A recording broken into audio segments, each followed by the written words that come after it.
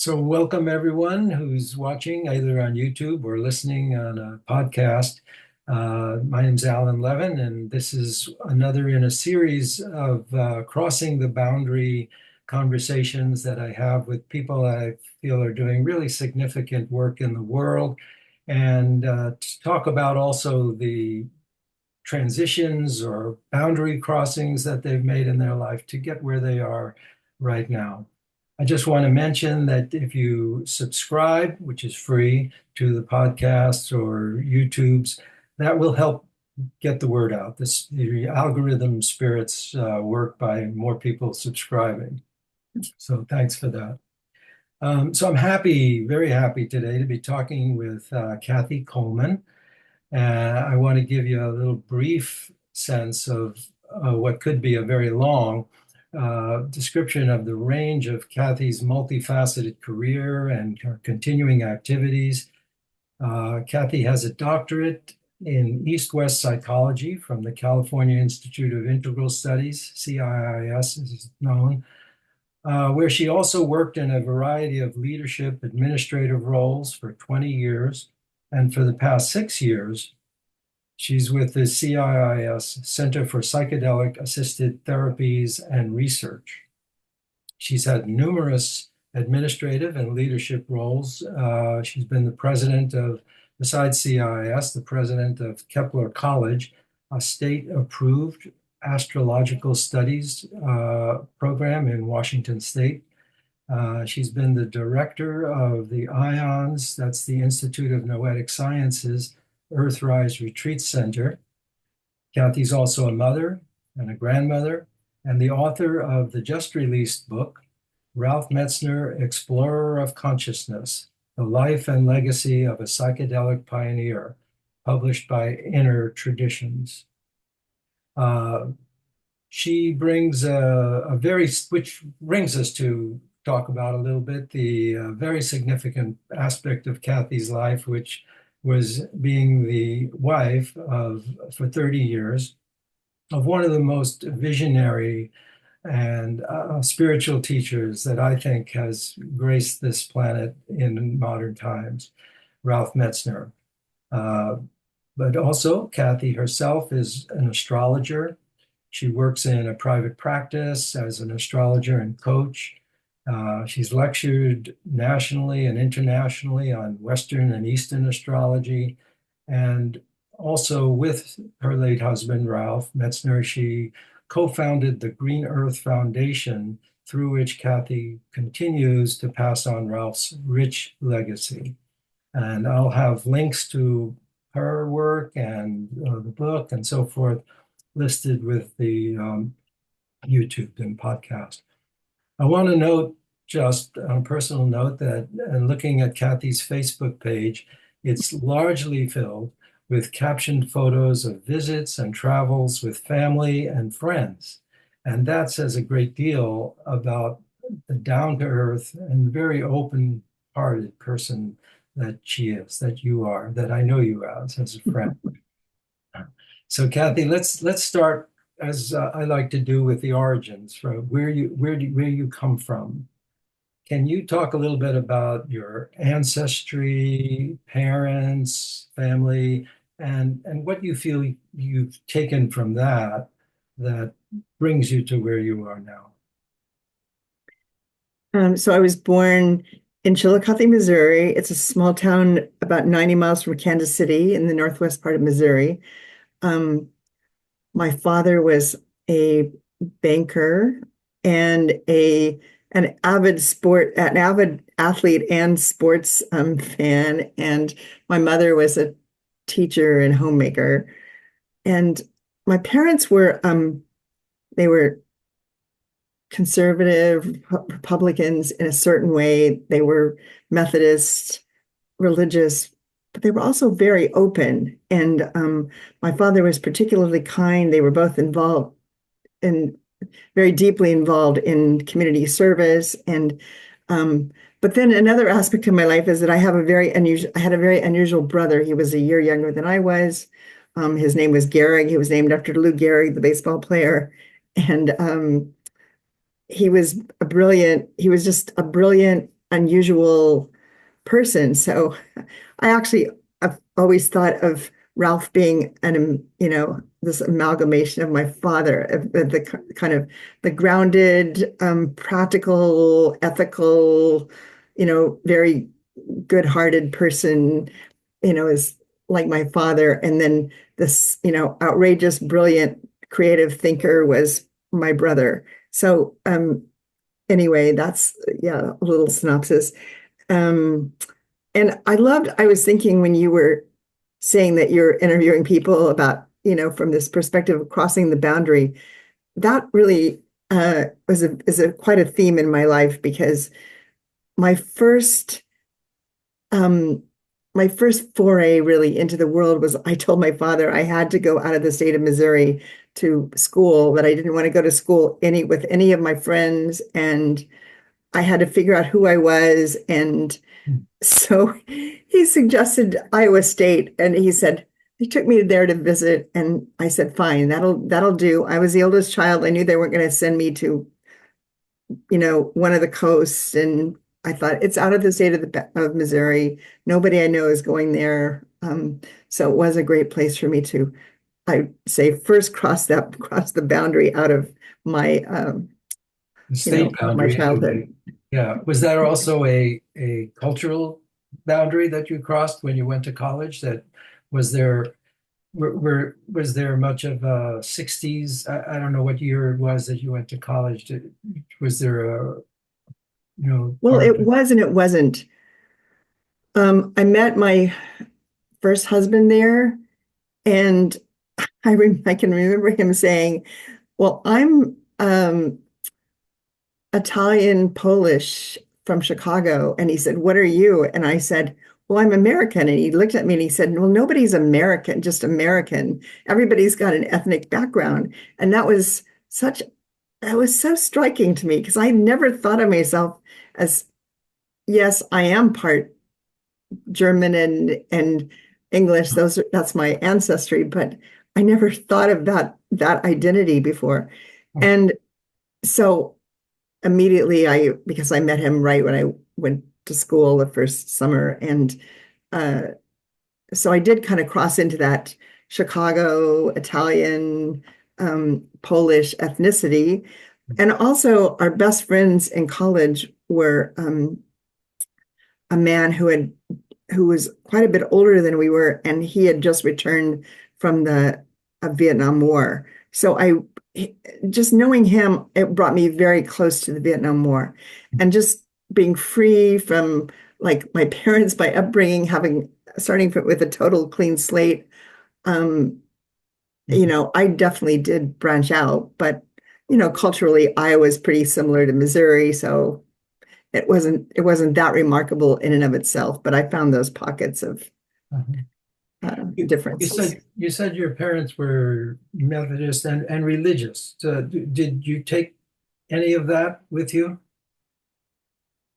Well, they were religious, but my mother really, even though my mother was very metaphysical. My mother actually really, her belief system was more like the Unity Church, but there wasn't one in our town. And so she was very metaphysical, and she believed in reincarnation. And so really her ideas were far beyond all of her other colleagues, religious colleagues. So I kind of considered that she was socially religious, but her belief system was so much bigger that certainly, I mean, it educated me about the possibilities, and it also really colored my world in terms of metaphysics. My father wasn't quite so expansive, but I would say he wasn't that dogmatic. He was a person that accepted everyone, and he really lived, a very spiritual life.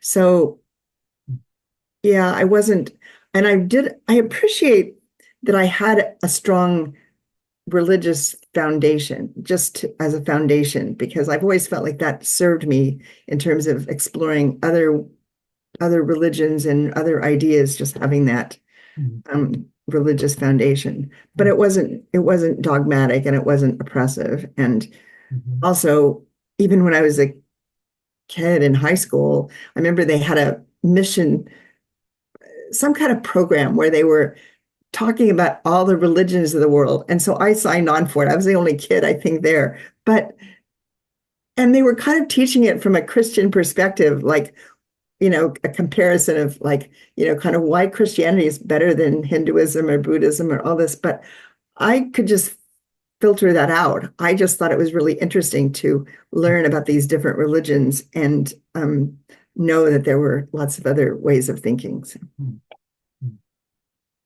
So it does sound like you did take from your parents some of your interest in spirituality and open-mindedness and even a metaphysical spiritual approach. Uh, Right, right. did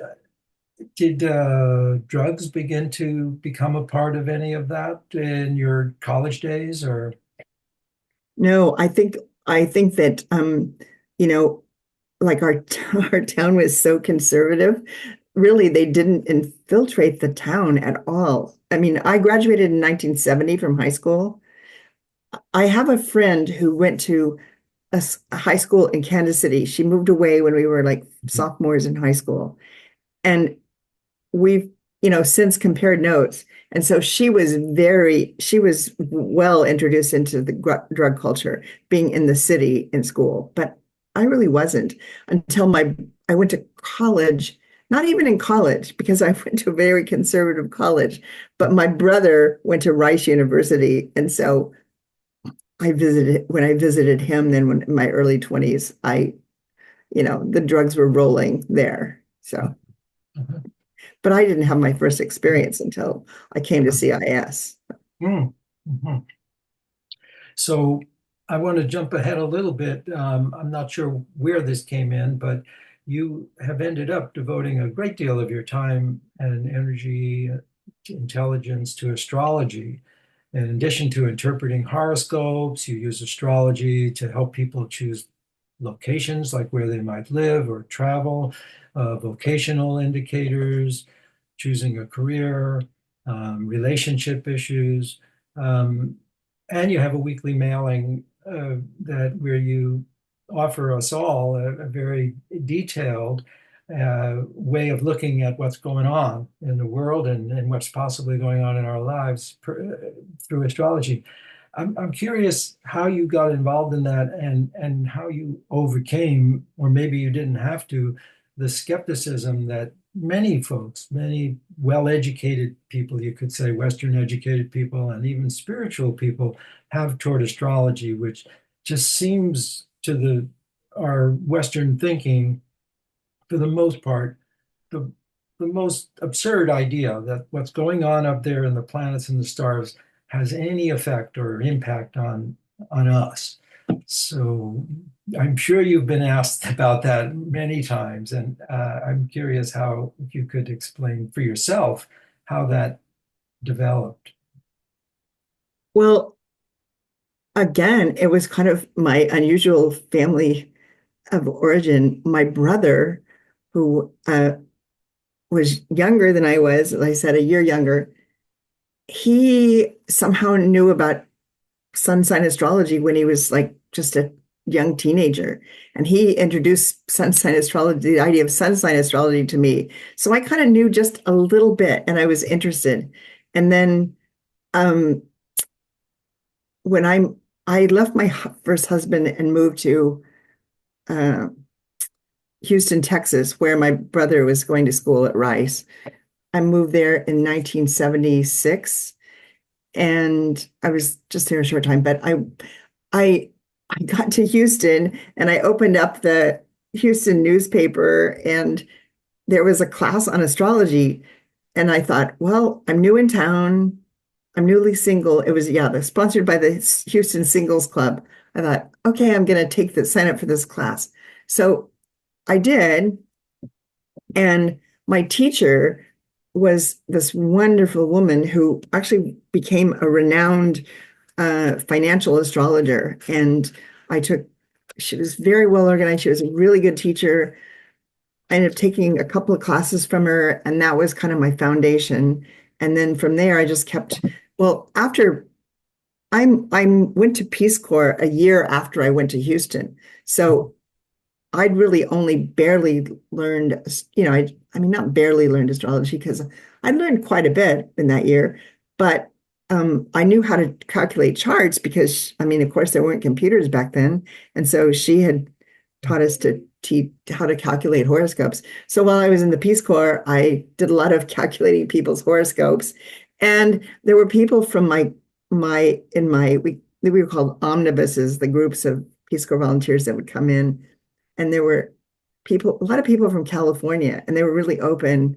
And one person who I knew pretty well and was always at our house, then actually I went to Peace Corps with my first husband. We got back together, and uh anyway, he was into astrocartography. So there was a man named Jim Lewis in San Francisco who had just developed a system of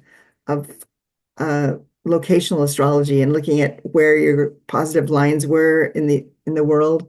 And so I I then sent for my map, and that's how I got into locational astrology, really. But it really was just a lifelong interest, that's all. And then I came to CIS, and then it was water cooler conversations. Everybody knew astrology at CIS, and it was California. And then of course Ralph. I mean, when I first came to CIS, Ralph was actually teaching an astrology course in the summers. And so I took an astrology course from him the after I'd been there a year. It was like that next summer. And that was really a first connection that we had, because I really was pretty versed in astrology by then, and he was actually a practicing astrologer, and we could really communicate about astrology. And then the stigma, yes, for a long time I didn't really even, identify myself as an astrologer. And I've never tried to influence anybody, because I feel like it's kind of a consciousness um, thing. I mean, it kind of depends on where people are, because I always say I'm the first person to say, how can this work? How can this possibly work? That, given where the planets are way up in the sky, that they actually influence your personality and your life. I mean, I think it's miraculous and bizarre too, as well. So, I can You certainly have understand why a lot of you other have a people take bridge it. that takes the rational mind there in some way, or do you have to go beyond the rational mind, or I think you have to go beyond the rational mind. And so I think that it's similar to psychedelics, because you you have to be open. It is that bridge. It is that crossing the boundary. It is that um yeah, that movement. People have to be able to be in that more imaginal reality than um even though the thing about astrology is it is based on scientific mathematical concepts. So it's both an art and a science, um, but there's a lot of well, art what's in the your what? interpretation. Not to belabor it, but what's your sense of how it works? My sense of how it works, well, I think that um, I think the earth, I think we beings all have these certain vibrations, that are really, subtle and Mhm. but interconnected. And so I just think that it's a vibrational um, template, kind of, Uh-huh. as that that matches, matches up, that as above, so below, Mhm. and then there's all these subtleties, but it is a miracle. I mean, but just like I think computers are a miracle. Like how we can send each other messages Mhm. through the Like we're ethers doing and right get these now. Yeah. accurate messages. That's miraculous as well. Hmm.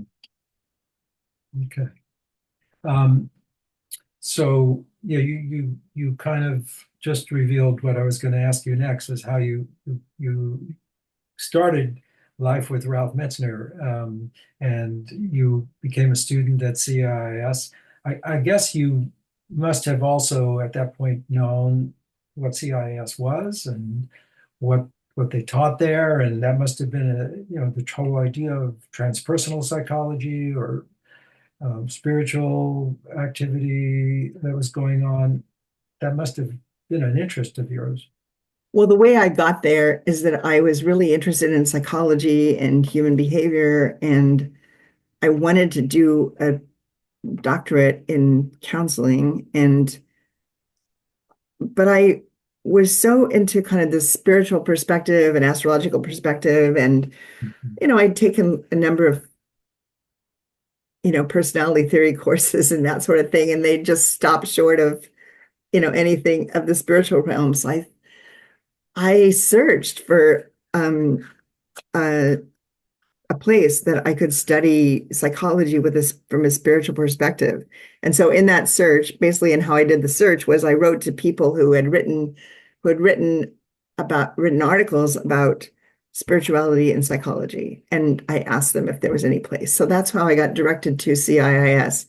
And It was one then of the few places that had that at the time. right, there was that. And then I also learned that there was the Institute of Transpersonal Psychology. Right. So I applied to both. I came to the Bay Area to see both of them.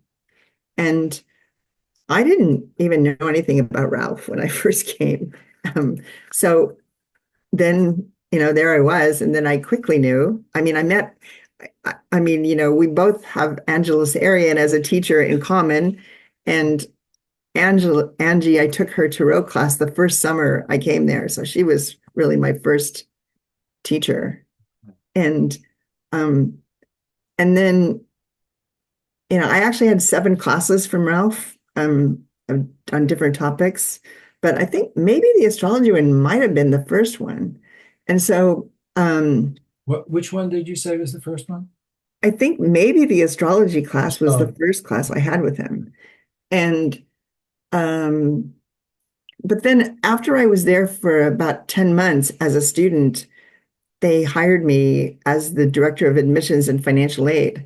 So then I started working closely with Ralph. So I was not only like a student, but on a collegial level, we were working there every day together and solving problems and trying to help the institute grow. So yeah, I loved what you wrote in the book, which we will get to in a minute, where you said Ralph, you had 4 stages of life with Ralph, which were as a professor, as a colleague, as a husband, and then as a beloved in the afterlife. And we can talk about what life with Ralph was like. I'm also was amazed at what you said about how the first time it sounded like the very first time there was anything like a date, a lunch that he invited you to. Um, he sort of proposed to you. Um, I mean, who does that?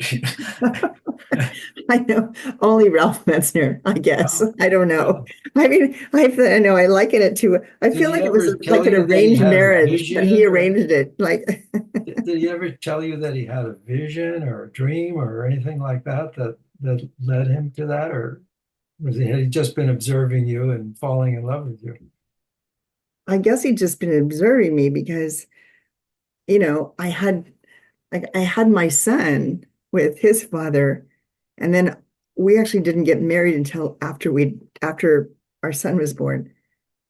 And Ralph, he just did tell me once, he said, why is she marrying him? She's my wife. And I said, well, you never told me that you even had any of those thoughts. So I guess he was thinking about it for a couple of years or so before then, but he never said anything to me. And um,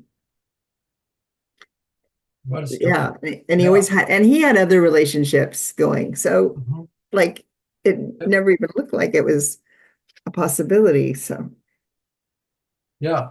it was unusual. Yeah. Must have blown you away at the time, I would think. It did. It did. It did. I said, I, I, when he didn't say anything. We finished lunch. We were walking back to the institute. We were about 2 blocks away from the institute. And then that's when he said it. And I just stopped in a minute and I said, oh, I see a flashing yellow light in my mind. I mean, I didn't even think, I just said it. And he said, well, that means proceed with caution. Uh, Well, okay. he was always good at interpreting symbols. Right. Right. So, so can you talk a little bit about what life became living with this very eccentric and brilliant and de devoted spiritual teacher? Um, was ritual? I mean, he taught about ritual. He taught meditation, Agni yoga, shamanic practices, alchemy. Did that get integrated into the home life in some ways? Um, yeah, I mean, in a way it did. Mhm. And and I will say, it wasn't like it was an abrupt learning, new learning, because I'd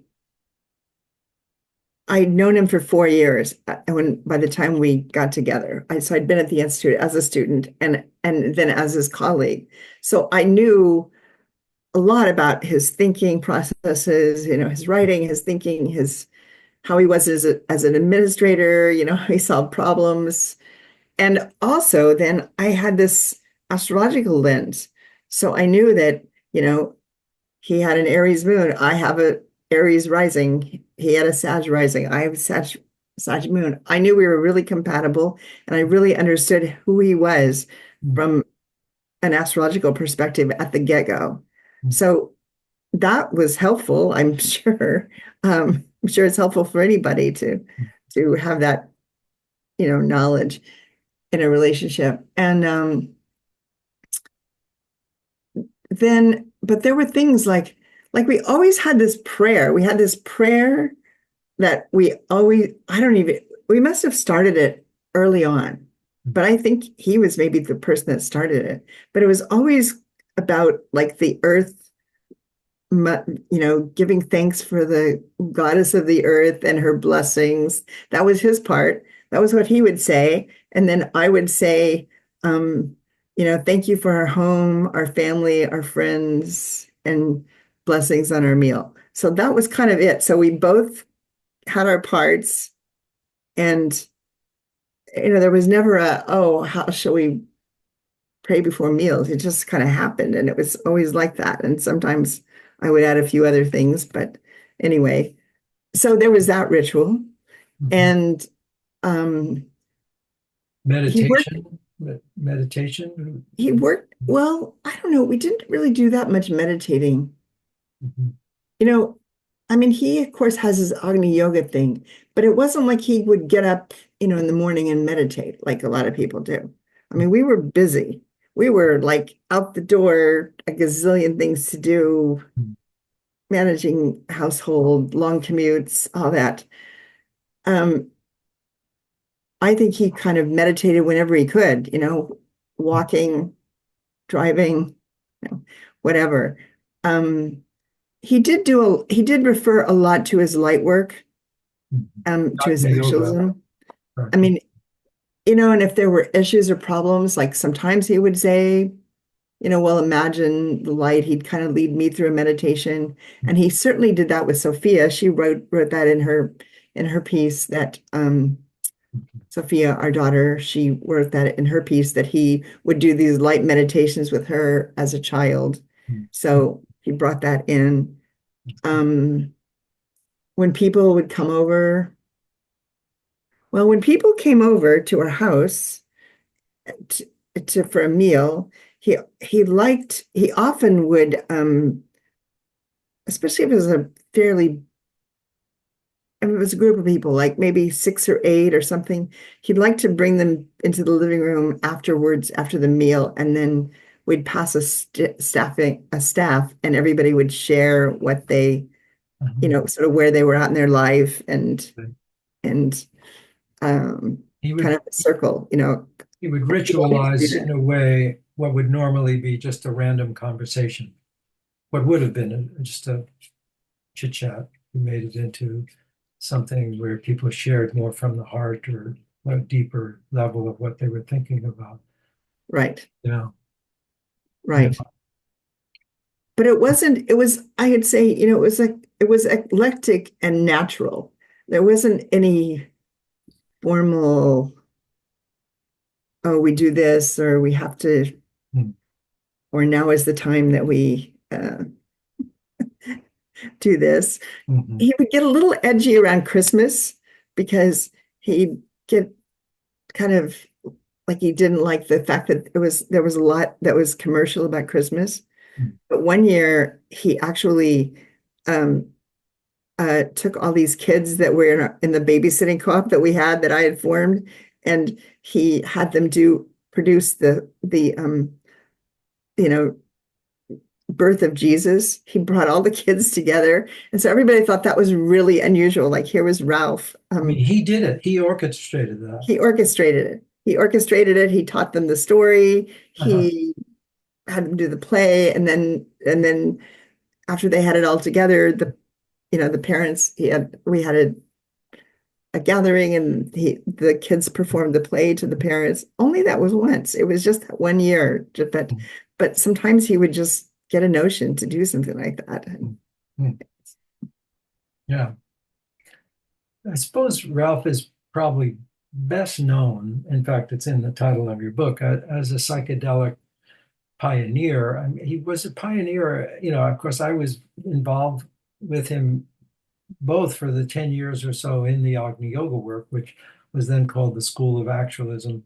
And and then he introduced me to the use of entheogens, psychedelics, um, in integrating that with the spiritual practices, which is in a way very unique. I don't know if anyone else started doing that, and the only people that perhaps are doing that now are people that studied with him, because most of the so-called underground, as it's known, and they leave people to do their own journey, maybe with chanting or music and so forth. Whereas Ralph would actually guide people in spiritual practices, divinations, while they were under the influence or having the substance in them. And he really emphasized that the transformative medicine is the spiritual practice where you put your intentions and your attention, and that the substance was a catalyst or an amplifier for that process rather than, Mhm. well, the drug makes you enlightened or something like that. Does that seem right from your experience with him? Or Yeah, in fact, I mean, I've now been a mentor for, several groups of people in the CIS program. And it, it just brings up a lot of thought, always doing something like that. And, I thought, yeah, I've never done psychedelics in any other way. I don't know any other way. I don't, but, and sometimes I think, oh, I just take that for granted, but I know it's not something I should take for granted because it is really unusual and really special. And, that's a um, big part of his legacy. right. Yeah. Big Yeah. part. Yeah. Yeah. So had you done psychedelics before you met Ralph, or probably in the early days of CIS? Well, my first introduction to psychedelics was MDMA. Of course, MDMA, I came to CIS in 1981, and then MDMA was legal then. So it wasn't illegal until 1986. So everybody at CIS was doing MDMA, and especially with Ralph, that was when he was writing his book, the Through the Gateway of the Heart, Uh-huh. and gathering all these experiences. And, so he was kind of Mr. MDMA, leading various groups and um, writing the book. And then all these students at CIS were doing MDMA. And so that was my first experience. So I did that just maybe two or three times, guided. It was guided by, well, not really guided. It was like, I mean, a good friend of mine who's still a good friend and, was a really good, I'd say, disciple of Ralph's. He introduced me, but it wasn't really guided. He just kind of got me and Peter, my partner, started, and then there were a couple more, and then I really didn't ever. I wasn't in one of. Well, I was in one of Ralph's groups once, but I didn't take medicine because I was pregnant with Eli then, and so. But then I didn't really do a group with him until after we were together in a relationship. So I hadn't had much experience, but a little bit. That's all to say. Mhm. And as things progressed, did that continue, that you would have sessions or participate in? Yeah, and sometimes they weren't always so positive. Because I was like the person who was, uh, he would experiment a lot with me. Like he would try something out and want me to, try it out with him. And I always said yes. And sometimes Uh-huh. they were good, sometimes they weren't. Hmm. Sometimes he also used the medicine to, you know, if there was some difficult thing we were working out, he'd use the medicine. And so I think, oh my gosh, I wish we'd just talk this out instead of having the medicine as a, sometimes I did. Um, but, and then, yeah, I think that he was just so, I mean, he had such a full life. I mean, we both did, really. I mean, he had so much responsibility and he was so many things on his plate, so many things he was doing. Um, and he was going, to Europe and then the States. I mean, honestly, he didn't really have that much time to just, settle in and do things. Plus, we had young children, so that wasn't so terribly easy. Hmm. But Mhm. it didn't really feel like it was.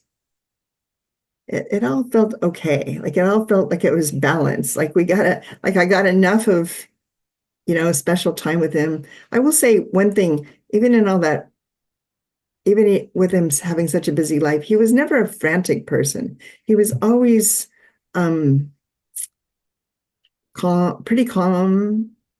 Hmm. Not always when he was, angry or upset about something, he wasn't so calm, but he was always just in terms of his getting things done.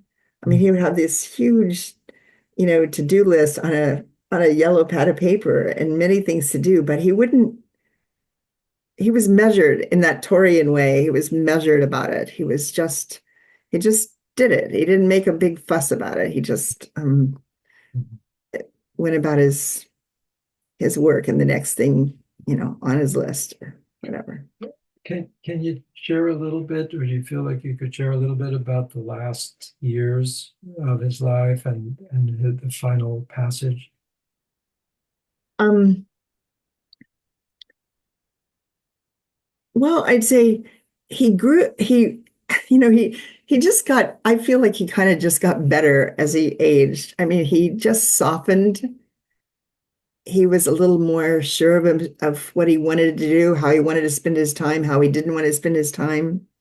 Um, I think he became more grateful about things as time passed.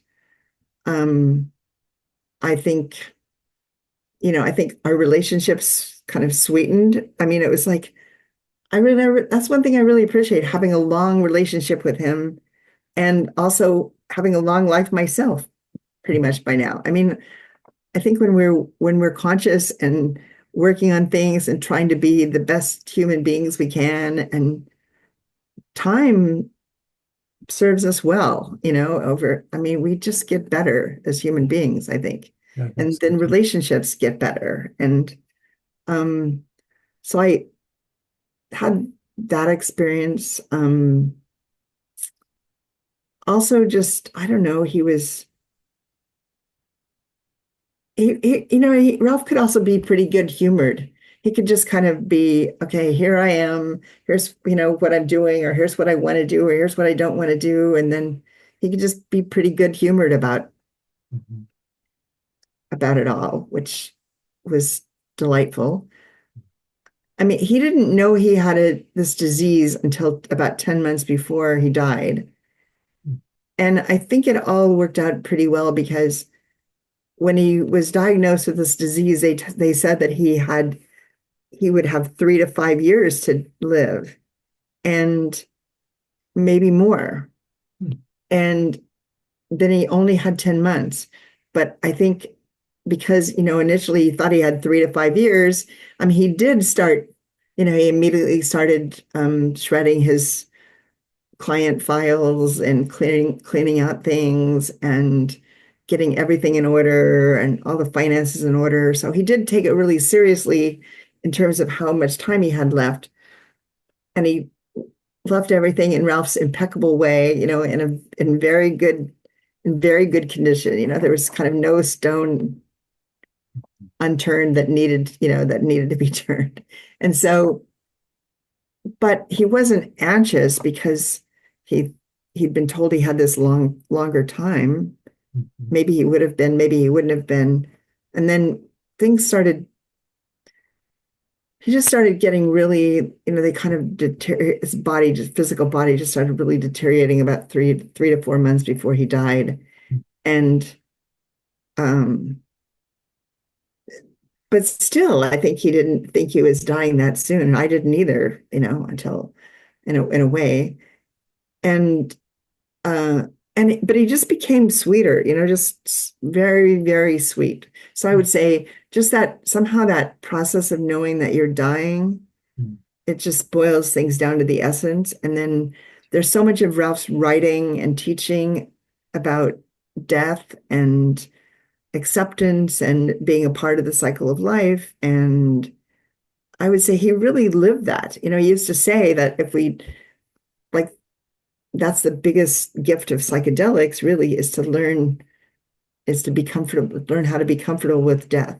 And I really feel like he lived that. Mhm. His death was really beautiful. Yeah, that's beautiful. Yeah. And his dying process was really beautiful.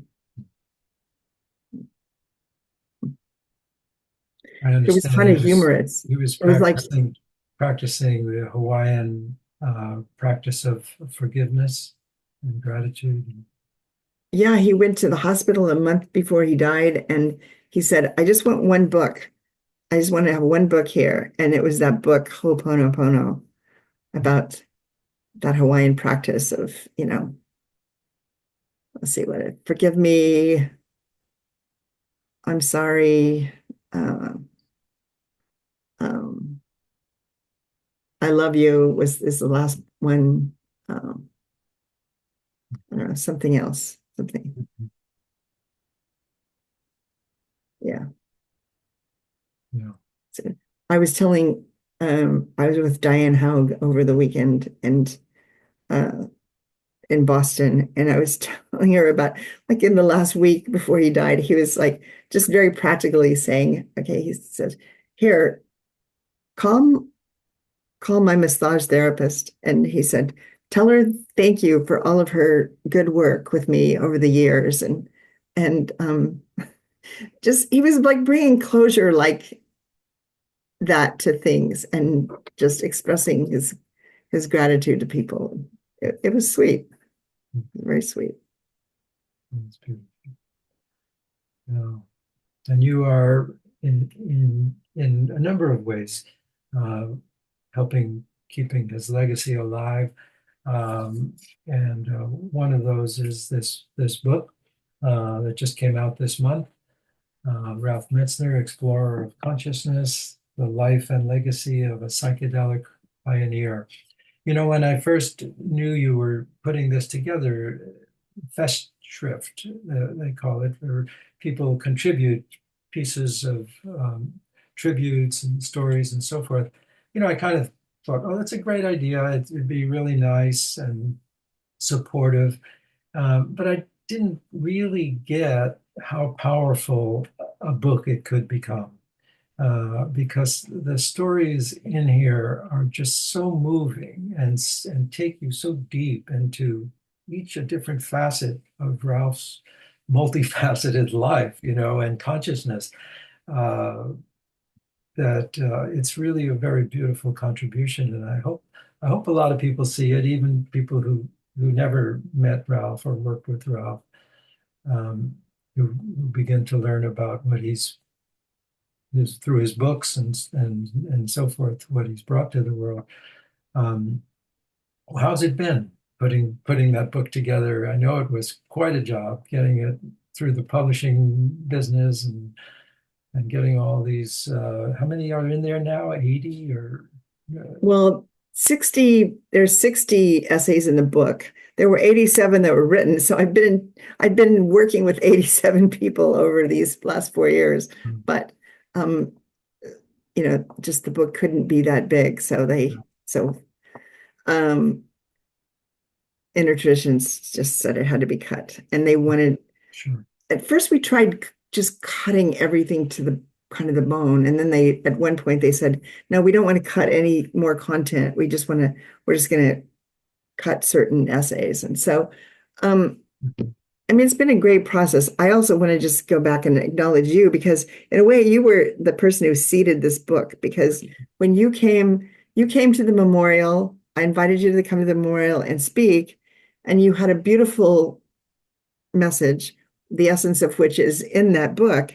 And then after the memorial, you sent me the transcript, you sent me the written copy. And I thought, well, this is really beautiful. This should be published. And then that was like my first thought. And then this German man, Frederick Rehrnbach, whose essay is also in the book, he independently sent me a message suggesting a book like this. So it was those two really that came together, and I said, well, okay. And then I just put it out to the Green Earth Foundation newsletter list, seeing if anybody was interested. About 70 people wrote me immediately and said they were interested and they wanted to write an essay. So, and about, I don't know, maybe 60 or, well, there might have even been more than 70 that did. Maybe there were 80 and about 70 came through. And then there were certain people that I thought, okay, who hasn't responded? Maybe they didn't see this in the Green Earth letter. Who should be in this book that isn't in the book? And then I reached out to about maybe 15 or 20 people. So it happened very naturally, but it was a pleasure. I mean, also I think because, I too have an academic mind and I like to write and edit, and it's kind of overshadowed by Ralph for so many years, but it is a part of me. And so I really enjoyed getting in touch with that and working on the book. So I actually enjoyed the process of pulling it together. And then you mentioned how relational I am. I mean, I think that's one of the great gifts of Ralph too, was that he included me in his knowledge of his friends and colleagues. So I knew all these people through Ralph, and I had good relationships with many of them. So it made it possible. That really kind of was foundational for making the book possible, that I had these connections with all these people myself. And, I was really interested. I came back from Boston last night, and my daughter had just started reading it. My daughter has not read, she hasn't really read many things of Ralph's at all. And she hasn't really been to too many lectures, and it's not really been a world she's been too interested in exploring. But she's gotten more interested over time. And, she loves her dad and she reveres her dad. And so she's anyway, I guess she just started reading it kind of when I was away. And she said, oh my gosh, she said, the book is great. She said, it is really inspiring. It is really good. It is really great. And so actually, that really meant a lot because I thought, okay, here's a person who, That was probably worth the whole project just for you there, right? right. Yeah, to Yeah, just hear her say that because I didn't expect that at all. yeah. You just alluded to something that I thought about asking you about, and you said overshadowed. Um, Ralph's enormous presence and celebrity, really, and renown. Um, he wasn't like Timothy Leary or Ram Dass in that sense, but he had a big aura of people being interested in him and admiring him and looking up to him. Was that difficult for you, or did you mind my asking, your own process with that? I don't think I should be afraid to ask you anything. You're one of the most honest people that I think I know, really. You just so uh, Um, no, it really wasn't. I I did when it that kind of loops back to something I wanted to say earlier was um uh I mean, Ralph always had a great deal of respect for me. And I suppose that it was also uh good that, the way our relationship started was just with him asking me to be his partner. So I knew that like he had chosen me. So that was strong. But when you were asking about rituals in the home, or was there anything, or how was it learning to live with him as who he was? I mean, the one thing with Ralph was that he was always uh he would like he really didn't do very well with you know, sort of sometimes the normal, anger or you know, not so great states of consciousness that um and he just put it back on me and just say, you're responsible for your own state of consciousness. And when he would say that, I go, okay, yes, I am. I can't blame it on anybody else. I have to work this out. And so that really made me, I think, a stronger human being because it was like, okay, I am responsible for how I interact in the world and who I am and my own whatever frustrations or feelings or that aren't maybe might not be so great in the moment. And um so that was one thing, but let's see, how did I want to tie that back into the overshadowing. yeah. Um I think in a way I was so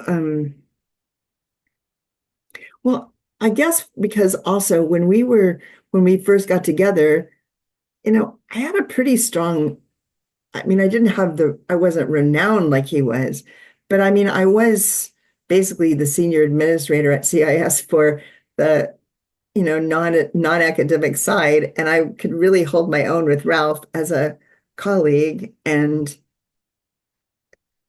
we both have strong personalities but, we could bend and then I just had a lot going. I mean, I had he kind of said when we first started our relationship, well, you be the astrologer and I'll be the psychologist. I mean, so he kind of let go of the day-to-day knowing astrology and he would collaborate with me and he always wanted me to, you know, let him know things and sometimes he'd come to me with certain people and he'd want to see their horoscope and talk about it.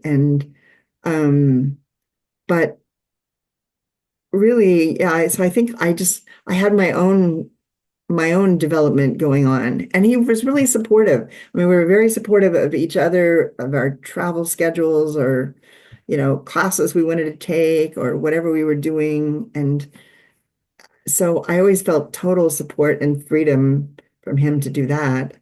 So, and also, I mean, just I could not be, I mean, I use that word to be overshadowed, but he probably wouldn't even like for me to use that word because he never intended to do that. I mean, he was always lifting me up, at the same time I was lifting him up, really. Yeah.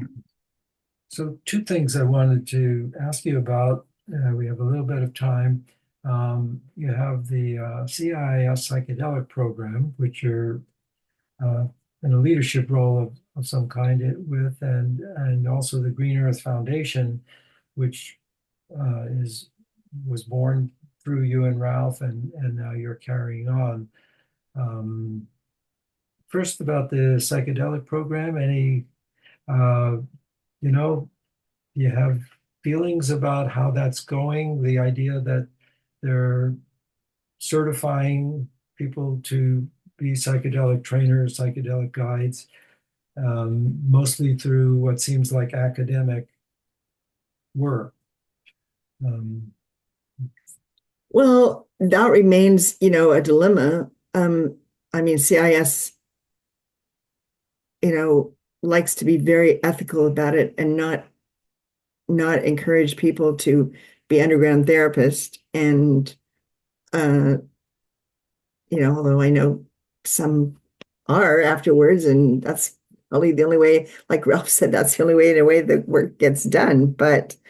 Um, I suppose unless they but end up in ketamine therapy work, they can. ketamine, right, ketamine therapy. So there's many people that come out of the program with, you know, and work with ketamine, and some work on clinical trials. There's people in universities. Mm, Um, as I say, I've been a mentor for now, let's see, about 24 people. I have 7 more this year. So it's quite a few people I've been working with kind of closely. And I think one thing about it is people, when they go through like a training program or they work with psychedelics, it it changes their lives in a positive way, mm, whether they're working with psychedelics specifically or not. I mean, mm, they come through a program like that, just being better human beings, being better therapists, seeing the world in a little different way. And so it's pretty, eye-opening and growthful for them, as well as it is for me too. mm, Um, and then there's just this, ongoing interesting thing with doing all this deep work with something that, really helps people and, mhm, is mostly illegal. mhm. So, um, Right. just holding that tension, really. I mean, and just to say my thing, I worked with it. I was basically the admissions manager for the program for 6 or 7, 8 years, but I've kind of left that everyday um, administrative work, although just because they've had challenges with admissions directors, well, not challenges, they just I gave notice and then I trained a new person and then she was promoted in the institute in a big way, and so I had to train another person, and I just learned that he might be leaving because of some illness in the family, and so I might have to go back there. I do keep getting drawn in, but mostly I just go to the programs, the in-person programs and help staff those programs. And then I work as a mentor. So I see. And mentoring people, yeah, which is yeah. significant. Now, Green Earth Foundation, I know I recently got your mailing and it has lots of things going on, putting out Ralph's books, republishing some of the ones that fell off, I guess, the publishing um, videos, things like that. If, Yeah, and I don't know how much more. I mean, of course, it'll be interesting to even see what happens. A lot of interesting things are happening even as a result of publishing this book. But I did feel after Ralph died, well, right after Ralph died, right before Ralph died, he actually talked to me and his editor and said he wanted his this book of alchemy published. yeah, So I just took all these loose notes and I was very, you know, Yeah, I was saw a the book. very I have the warm. book. Yeah. I got that. I first that was my first project, and then I always felt like Maps of Consciousness was you know, a book that it had no, it could go on forever. It's just about all these ancient systems that should be republished. So I took that on, got that through the system, the publishing system, That's and how then I met, that's how I met Ralph, was at a retreat when he was writing that book and he was doing it on maps of consciousness and right, changed my life, a I little know. LSD and yeah, life-changing experience. And then the Unfolding Self too, which was out of print, but also Right. that's such a wonderful book. So that book of I, 12 I think it's the transformative most powerful book, is really. very, very powerful. And I felt like that should be back in circulation as well. Yeah. So I felt strongly about those books. I am kind of interested in publishing Know Your Type. I think that's a typology book of all kinds of typologies. Mhm. Um, uh, so that might be a future project. And then he wrote all those little books of about 100 pages, and Yeah. they're all out of print too. So I guess it's all to say there's endless projects. They do take money. I mean, I don't get paid, but they take money to get them edited and I mean, I have to pay my editor to, help me move things through the system. So um, Yeah. the Green Earth Foundation needs needs some donations to make some of those projects Well, possible. So see how that happens. Mhm. yeah. Um, just, I know you have to go to another interview soon, so we have a couple of minutes. I wanted to ask you, as an astrologer and as an intuitive person, what do you see in the next couple of weeks? We have a big election coming up. I don't necessarily need a prediction, or unless you have one. But what do you see? The world looks like it's in such chaos and so much destructive activity going on. I don't have to belabor what it all is. And Well, it is tense. It's really tense right now with we have a Mars Pluto opposition in the sky right now and through the end of the year, and um that's about as that's extremely intense. It's extremely intense and angry and hostile, and so that's just it's showing its colors. I mean, the news, all we have to do is listen to the news and we can see that acting itself out. I mean, I hope I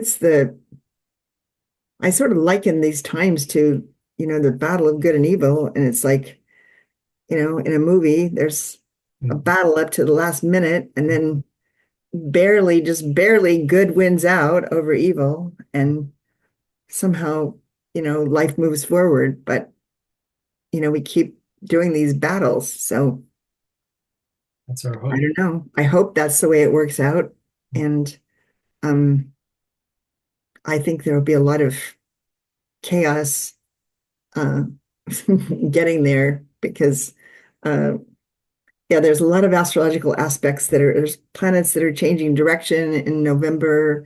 Saturn's changing direction, um, and Pluto's moving into Aquarius, which I mean, Aquarius is such a new energy.